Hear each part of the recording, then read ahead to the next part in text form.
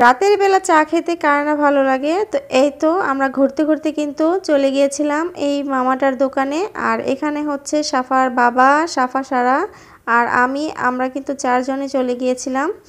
তো এই তো আমাদের জন্য মটকা চাটা তৈরি করা হচ্ছে। আর এই চাটার মধ্যে কিন্তু গুঁড়ো দুধ, হরলিক্স, তারপরে বাদাম মিক্স অনেক কিছু উপকরণ দিয়ে চাটা বানিয়েছে। আর এই চাটা এত মজা হয় আর অনেক অসাধারণ লাগে। তো মটকা চা কার কার কাছে পছন্দ অবশ্যই কিন্তু একটা কমেন্ট করবেন।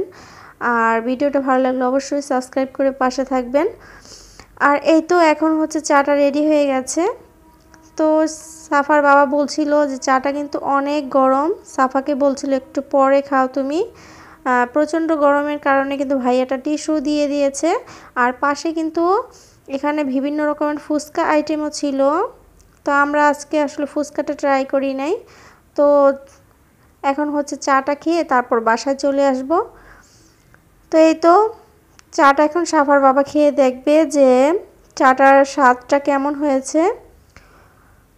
তো চাটা কিন্তু প্রচণ্ড গরম ছিল, যার কারণে কিন্তু সে একদম মুখে দিতে পারে নাই, কিন্তু বলতেছে যে চাটার স্মেলটা নাকি অনেক সুন্দর হয়েছে আর টেস্টটাও কিন্তু খুব ভালো হয়েছে।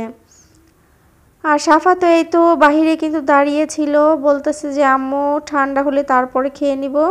তো আমার ভিডিওটা কষ্ট করে দেখার জন্য সবাইকে অসংখ্য ধন্যবাদ। আজকের জন্য এই পর্যন্তই। আল্লাহ হাফেজ।